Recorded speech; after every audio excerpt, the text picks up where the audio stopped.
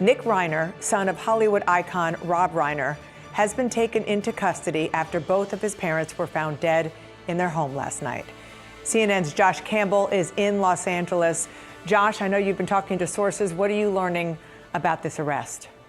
Yeah, Dana, a significant development in this incident. As you mentioned there, we're told that the son of Rob and Michelle Reiner is now in police custody. That according to jail records. Now, he's being held on $4 million bail. Selon les informations disponibles dans les registres publics, les reportages de la presse américaine et les analyses diffusées dans les émissions de débat politique, un événement récent impliquant une déclaration publique de l'ancien président Donald Trump a pris une place importante dans le débat institutionnel aux États-Unis.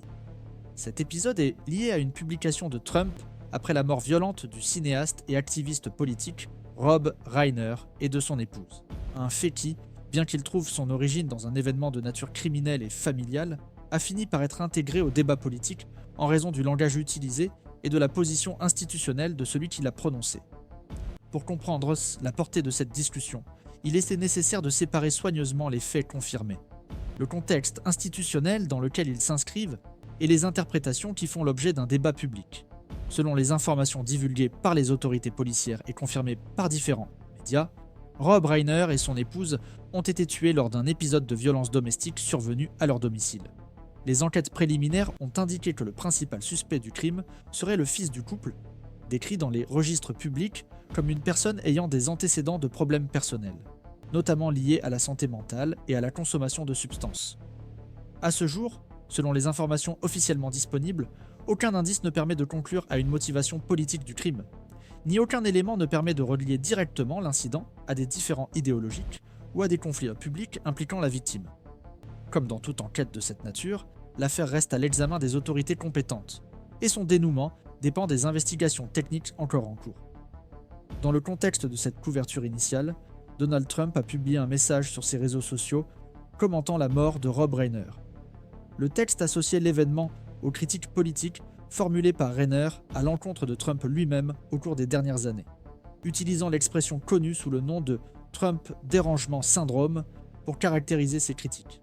Cette expression, largement utilisée dans le débat politique contemporain aux États-Unis, ne correspond pas à un concept médical ou juridique reconnu, mais est principalement utilisée comme un recours rhétorique pour disqualifier les opposants.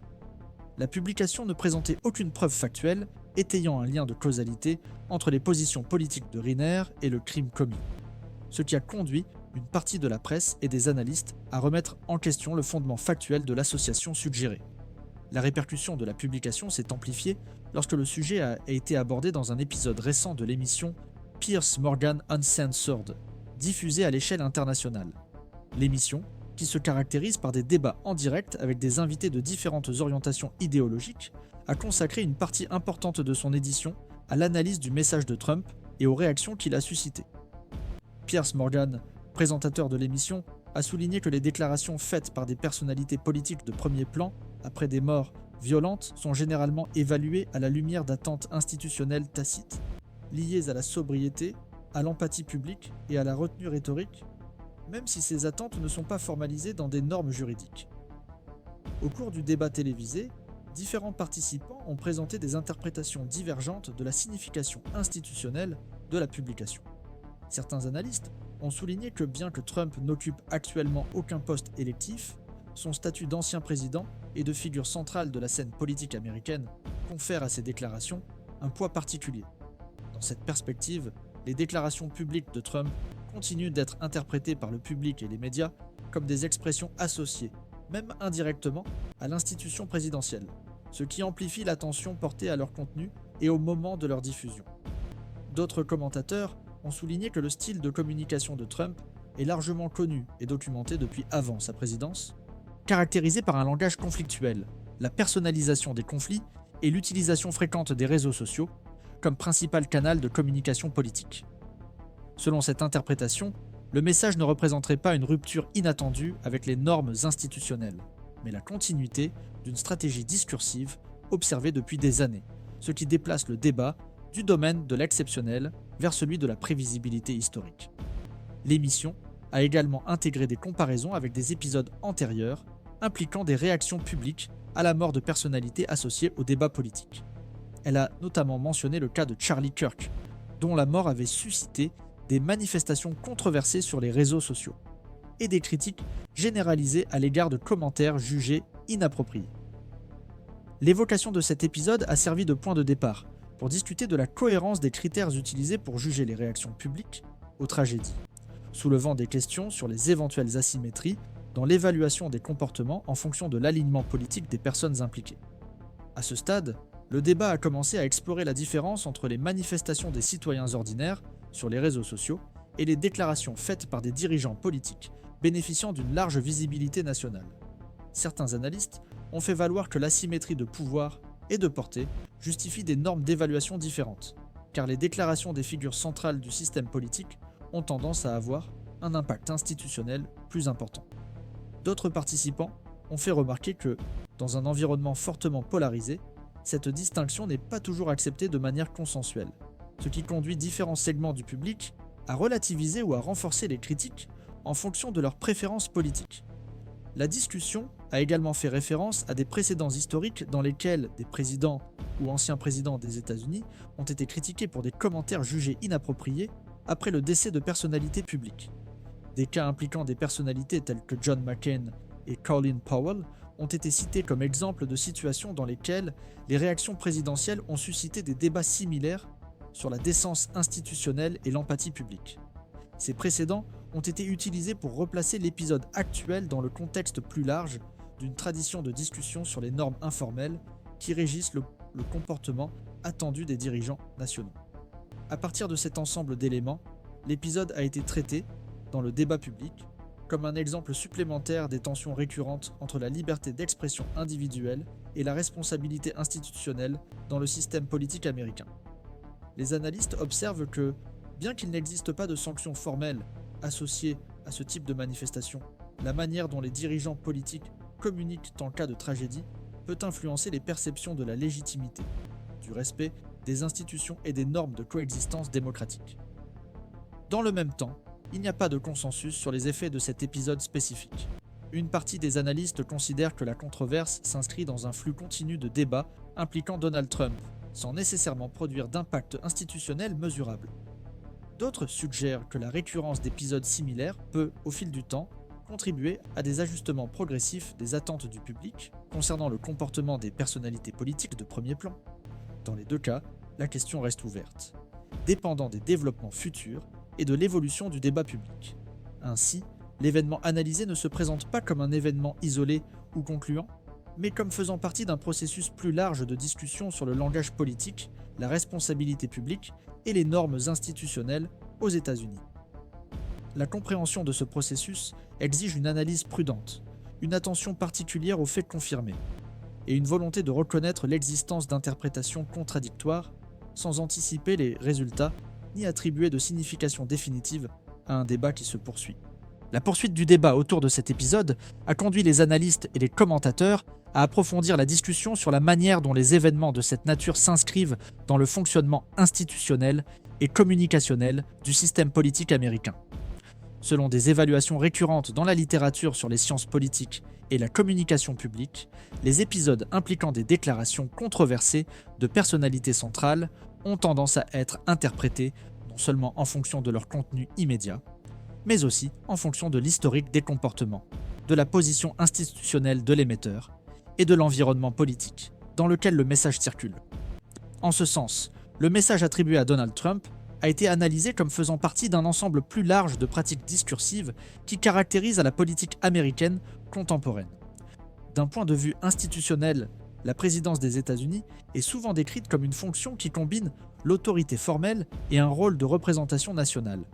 Bien que la Constitution n'établisse pas de règles explicites sur le ton ou le contenu des déclarations présidentielles en dehors des actes officiels, une série d'attentes informelles liées à l'idée d'étatisme s'est formée au fil du temps, en particulier en période de crise, de deuil ou d'émotion publique. Ces attentes sont transmises par des précédents historiques, des pratiques consolidées et l'action même des médias, qui comparent souvent les comportements actuels aux normes observées dans les administrations précédentes. Dans le cas présent, une partie du débat s'est concentrée précisément sur la relation entre ces attentes historiques et le style politique de Donald Trump. Les analystes souligne que Trump a construit sa carrière politique en défiant les normes traditionnelles de communication institutionnelle, en adoptant un langage plus direct, personnalisé et souvent conflictuel. Selon les observateurs, ce style a été l'un des facteurs qui ont contribué à sa projection politique, mais aussi à la polarisation intense qui marque le débat public aux États-Unis ces dernières années. Le message sur Rob Reiner a été interprété par certains comme un autre exemple de cette dynamique, tandis que d'autres ont souligné que le contexte spécifique de la mort violente conférait à l'épisode une sensibilité supplémentaire. Le débat télévisé dans l'émission Piers Morgan Uncensored a servi de cadre à l'expression de ces tensions. Piers Morgan, en introduisant le sujet, a fait référence à sa relation personnelle et professionnelle de longue date avec Trump, ce qui a ajouté une dimension supplémentaire à l'analyse. Les observateurs ont noté que la critique présentée par Morgan dans cet épisode était perçue comme plus directe que lors d'occasions précédentes, ce qui a conduit certains analystes à se demander si cela pouvait indiquer un changement dans son approche éditoriale, ou s'il s'agissait d'une réaction circonstancielle à un cas spécifique. D'autres, cependant, ont souligné que la trajectoire de Morgan comprend des moments récurrents de critique et de rapprochement, ce qui rend difficile toute interprétation linéaire. Les invités de l'émission ont contribué à élargir l'éventail des interprétations. Des commentateurs tels que Wajahat Ali et Roland Martin ont souligné que, indépendamment des affinités politiques, la figure présidentielle est généralement associée à un minimum d'empathie publique, en particulier face à des morts violentes. Cet argument repose sur l'idée que le président ou l'ancien président ne s'exprime pas seulement en tant qu'individu, mais en tant que personne dont la voix est perçue comme institutionnalisée, même en dehors de l'exercice formel de ses fonctions. Selon cette interprétation, l'impact d'une telle déclaration ne peut être dissocié de la position occupée précédemment par son auteur. D'autres participants ont adopté une position plus prudente quant à l'extrapolation de cet épisode. Ils ont fait valoir que, d'après les informations disponibles, rien ne prouve que le crime soit lié à la violence politique, ce qui recommande la prudence avant de relier cette affaire à des débats plus larges sur la radicalisation idéologique ou l'incitation indirecte. Cette position souligne la nécessité de distinguer les tragédies de nature criminelle des épisodes motivés par des conflits politiques explicites, en évitant les associations qui ne sont pas étayées par des données vérifiables. Cette distinction renvoie à un débat récurrent dans le contexte américain sur les limites de la rhétorique politique et son influence possible sur les comportements sociaux extrêmes. Bien qu'il existe un large consensus sur le fait que la violence politique doit être condamnée, il existe des divergences importantes quant à la manière d'analyser la relation entre le discours public et les actes individuels de violence.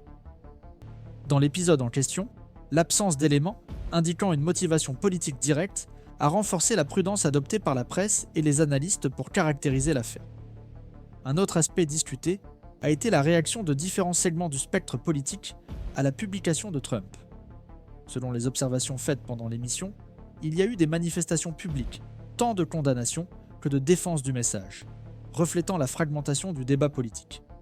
Certains partisans de Trump ont minimisé la controverse ou l'ont présentée comme une réponse à des critiques antérieures venant du camp adverse, tandis que ses détracteurs ont souligné le caractère inapproprié du ton et du moment de la déclaration.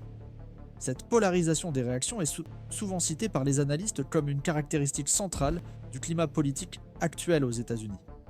Le débat a également abordé les comparaisons avec les dirigeants politiques d'autres partis. Les réactions de personnalités démocrates lors d'épisodes précédents de morts violentes, généralement caractérisées par des messages de condoléances et des appels à l'unité, ont été mentionnées. Ces comparaisons ont été utilisées par certains participants pour souligner les différences de style de communication, tandis que d'autres ont mis en garde contre le risque d'idéaliser les comportements passés ou d'ignorer les contextes spécifiques qui façonnent chaque situation. D'un point de vue juridique et institutionnel, les analystes ont souligné que la publication de Trump ne constituait à ce jour aucune violation de la loi. La liberté d'expression est largement protégée par le système juridique américain, y compris pour les personnalités politiques de haut niveau.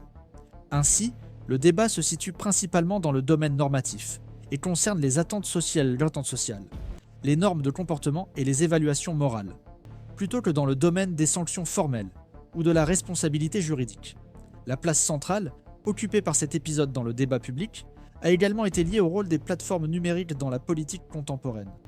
Les réseaux sociaux permettent aux déclarations des dirigeants politiques d'atteindre immédiatement des millions de personnes, sans les filtres traditionnels de la communication institutionnelle. Les analystes observent que cette dynamique amplifie à la fois la portée et la vitesse des controverses, rendant plus fréquents les débats sur la pertinence, le contexte et les conséquences des messages individuels. Dans ce contexte, l'épisode impliquant Trump et la mort de Rob Reiner a été interprété par certains chercheurs comme illustrant des transformations plus larges dans la relation entre la politique, les médias et les institutions. La difficulté d'établir un consensus minimal sur les normes de conduite reflète, selon cette perspective, l'érosion des références communes, dans un environnement hautement polarisé et caractérisé par une consommation fragmentée de l'information. Dans le même temps, il est important de noter que le débat reste ouvert et évolutif. Rien n'indique clairement que cet épisode isolé entraîne des changements structurels dans le comportement des acteurs politiques ou dans la manière dont les médias couvrent les déclarations controversées. Les analystes ont tendance à traiter ce cas comme faisant partie d'un flux continu d'événements qui, accumulés au fil du temps, peuvent influencer les perceptions et les attentes, mais dont l'impact individuel est difficile à mesurer. Ainsi, l'axe de l'analyse institutionnelle de cet épisode met en évidence la complexité du débat public aux États-Unis, marqué par des tensions entre tradition et rupture, entre normes informelles et pratiques contemporaines de communication politique.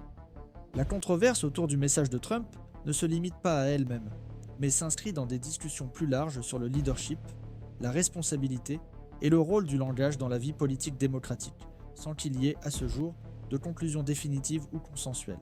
L'analyse de cet épisode dans un contexte plus large amène les analystes à envisager des effets possibles à moyen et long terme sur le débat institutionnel aux États-Unis, même si ces effets ne peuvent être délimités avec précision.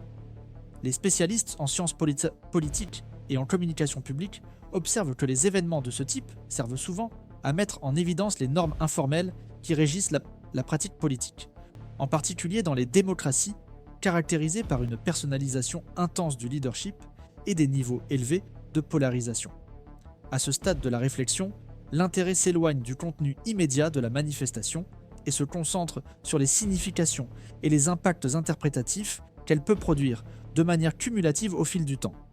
Un point central de cette analyse est lié à la position singulière occupée par Donald Trump dans le système politique américain. Même s'il n'exerce plus officiellement la présidence, il continue de jouer un rôle important dans la définition des agendas, influençant des segments importants de l'électorat, la dynamique interne du Parti républicain et l'écosystème médiatique.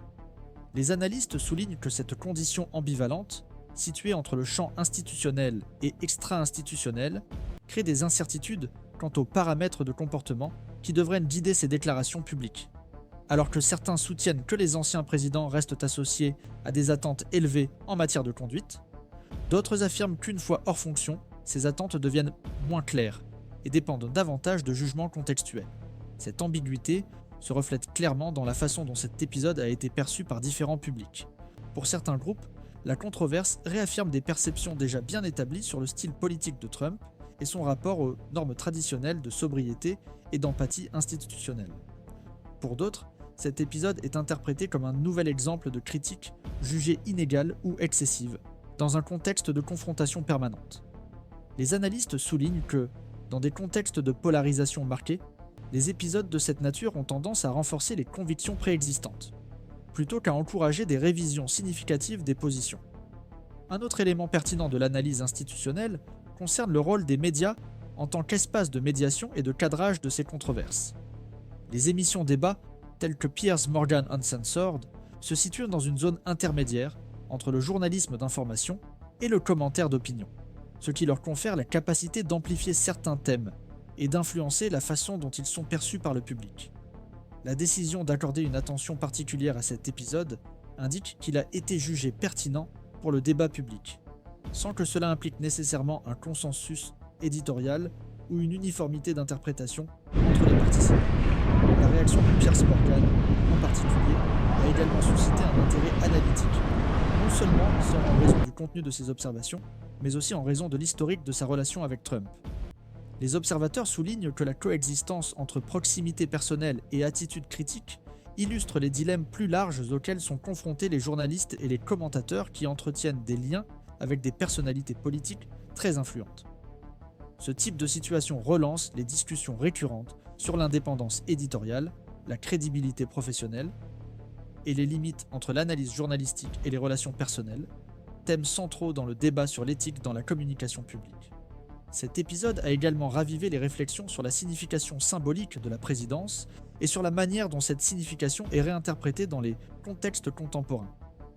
La littérature politique décrit souvent le président des États-Unis comme une figure associée, à certains moments, à la représentation de l'unité nationale, en particulier dans les situations de deuil collectif.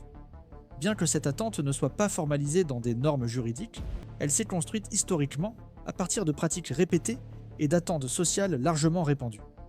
La tension entre cette conception traditionnelle et des styles de leadership plus personnalisés et conflictuels constitue l'un des axes centraux de la controverse analysée. En outre, les experts soulignent que cette affaire illustre des défis plus larges liés à la communication politique dans les environnements numériques.